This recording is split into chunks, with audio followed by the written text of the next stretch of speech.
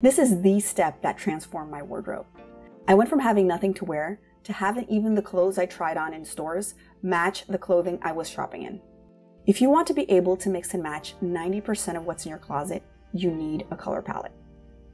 To figure out if a color is flattering on you, you need to analyze your personal coloring. I found that personal color analysis is especially impactful for makeup, but more forgiving when it comes to clothing. So no need to rush. There are two main concepts that I've simplified to make it easy to evaluate: contrast and undertone. Contrast is the difference in value between your skin color and features, such as hair and eyes, and it will tell you how much saturation and contrast you can wear successfully. You can easily assess your contrast by taking a clean face selfie in daylight, but not in full sun, and using a black and white filter. The colors that look the best on you will mimic your natural contrast. Both the contrast between the color of your clothing and your skin, and the contrast between the actual clothing. If you're high contrast like me, colors that are more saturated will look better than colors that are more muted, and vice versa. Undertone is the hue of your skin. It's your complexion. It will tell you if you look better in warmer or cooler hues of each color. There are 3 skin undertones: cool, warm, and neutral. A simple way to identify your undertone is to look at your veins. If your veins look blue or purplish, you have a cool undertone, which means you have more blue and red in your pigmentation. And the colors that look best on you will have more blue in them. If your veins look green, you have a warm undertone, having more yellow in your pigmentation, and would benefit from wearing colors that have more yellow in them. If you have blue and green veins, you're neutral, which is a mix of blue, red, and yellow pigmentation. And you can get away with wearing pretty much any color. Even if you are neutral, you may lean towards being cool or warm toned. My undertone is neutral, leaning towards cool. And knowing this, I can finally buy makeup that actually looks good on me. And speaking of makeup, if you looked at your veins and still can't figure out your undertone, I have a quick hack. Do you look good with makeup that has an orange tint?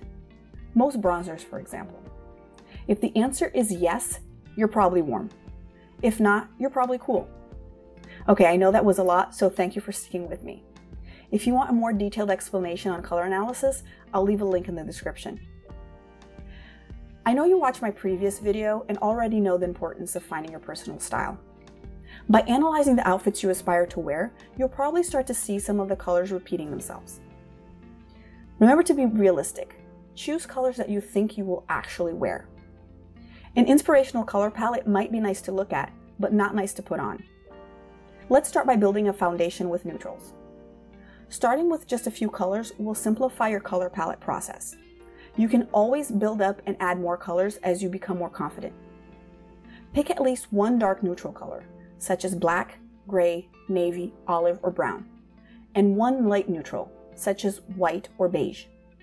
Certain neutrals will suit certain undertones the best, especially when worn near your face. If worn in bottoms shoes, it's less important. Having basic pieces in these colors will make mixing and matching within your wardrobe much easier. That's because you can easily pair neutrals with other colors and within themselves. Basics might look like t-shirts, tank tops, camisoles, jeans, pants, and skirts. But this will depend on your personal list of closet essentials. Can I wear black? Yes, you can wear whatever you want.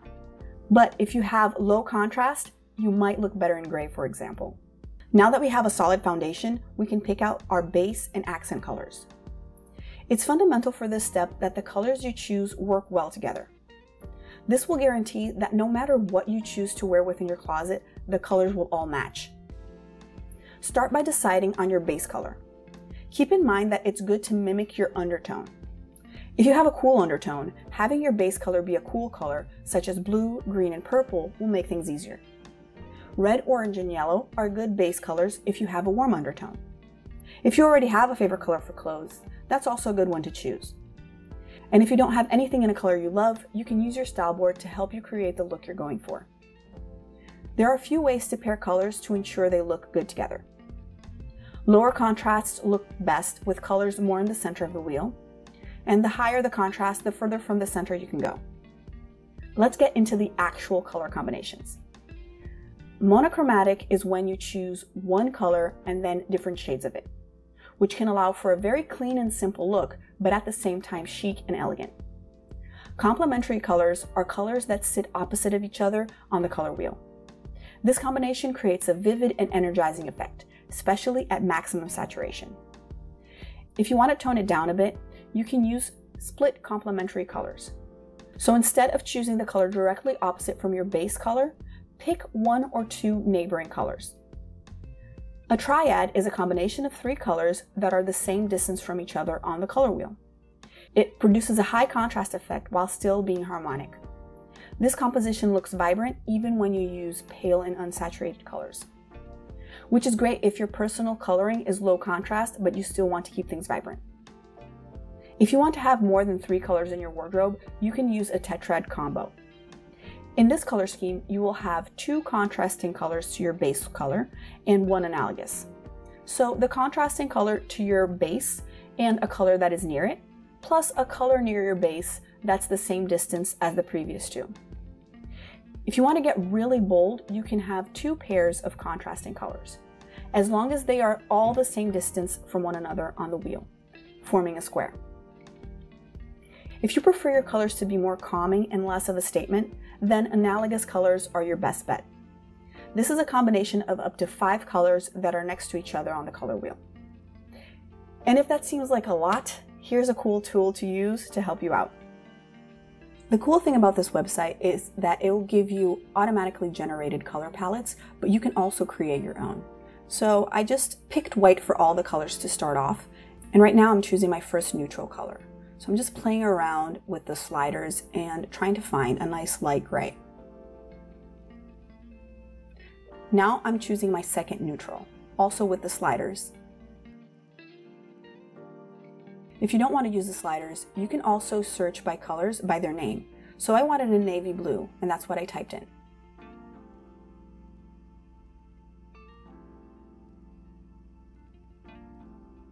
Now that I have my 2 neutral colors, I'm going to lock them down and choose my base color. I'm going to pick a green, and so I search for green, it shows me a whole bunch of hues, and I could pick which one I want.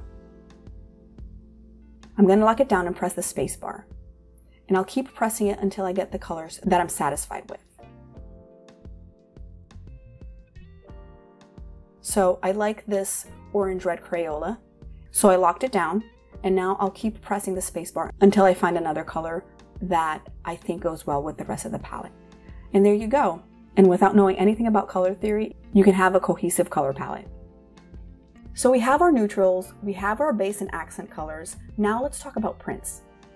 When deciding on the prints you'd like to add to your wardrobe, you may want to start off with the classics: stripes,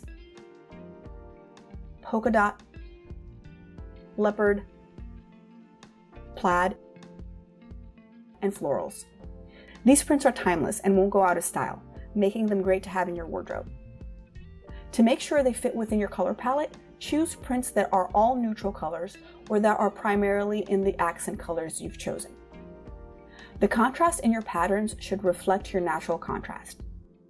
Maybe you're putting together your color palette and are figuring out that there are colors in there that technically aren't the best for your undertone.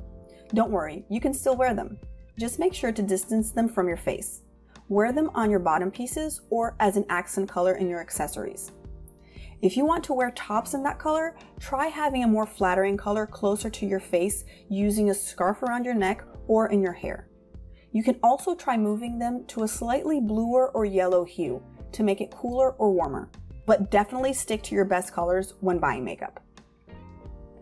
After you've decided on your color palette, we can start to think about fit. I'll have a link to the video as soon as it's posted. Meanwhile, you might be interested in this video right here. Thank you for liking, and I'll see you next time.